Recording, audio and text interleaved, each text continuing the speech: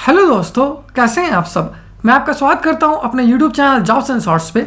हमेशा की तरह आज मैं फिर से आपके लिए एक नई जॉब वैकेंसी की जानकारी लेकर आया हूं दोस्तों, जो कि हमारे पास निकल कर आई है Indian national centre for ocean information services की तरफ से। जी हाँ दोस्तों, ये जॉब वैकेंसी है इनक्वायर्स रिक्रूटमेंट 2023, जिसे कि 10 साइंटिस्ट एफ और साइंटिस्ट डी पोस्ट के लिए जारी किया गया है।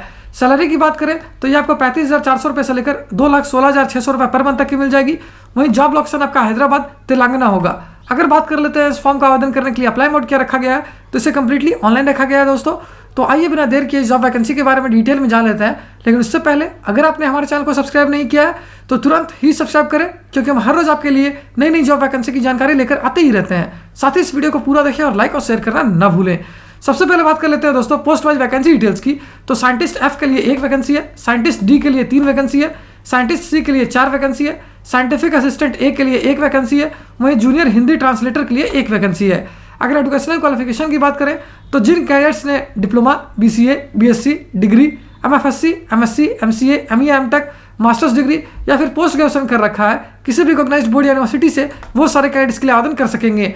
अगर पोस्ट वाइज एजुकेशनल क्वालिफिकेशन की बात करें तो साइंटिस्ट एफ के लिए जिन कैडेट्स ने MSc, MTech या फिर मास्टर्स डिग्री कर रखा है वो इसके लिए आवेदन कर पाएंगे। वहीं साइंटिस्ट डी पोस्ट के लिए आपका MSc, MCA, ME, MTech या मास्टर्स डिग्री किया होना आवश्यक है। अगर बात कर लेते हैं साइंटिस्ट सी पोस्ट की, तो इसके लिए आपका degree MFSc, MSc, ME, MTech, masters degree या फिर पोस्ट ग्रेजुएशन डिग्री किया होना आवश्यक है। वहीं अगर बात की जाए साइंटिफिक असिस्टेंट ए की, तो इसके लिए आपका डिप्लोमा, BCA या फिर BSc किया होना जरूरी है। अगर बात कर लेते हैं दोस्तों जूनियर हिंदी ट्रांसलेटर पोस्ट की, तो इसके लिए जिन कैडेट्स ने डिप्लोमा या फिर मास्टर्स डिग्री कर रखा है वो इसके लिए आवेदन कर सकेंगे।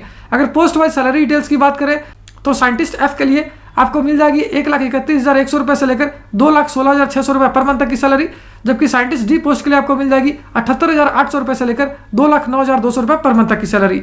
साइंटिस्ट सी पोस्ट के लिए आपको मिल जाएगी 67,700 रुपये से लेकर 2,08,700 रुपये पर मंथ तक की सैलरी। वहीं अगर बात कर लेते हैं साइंटिफिक असिस्टेंट ए और जूनियर हिंदी ट्रांसलेटर पोस्ट की, तो इसके लिए आपको मिल जाएगी 35,400 रुपये से लेकर 1,12,400 रुपये पर मंथ तक की सैलरी। अगर एज लिमिट यानी आयु सीमा की बात की जाए तो साइंटिस्ट एफ और साइंटिस्ट डी पोस्ट के लिए आपकी आयु 50 वर्ष से उससे कम होनी चाहिए।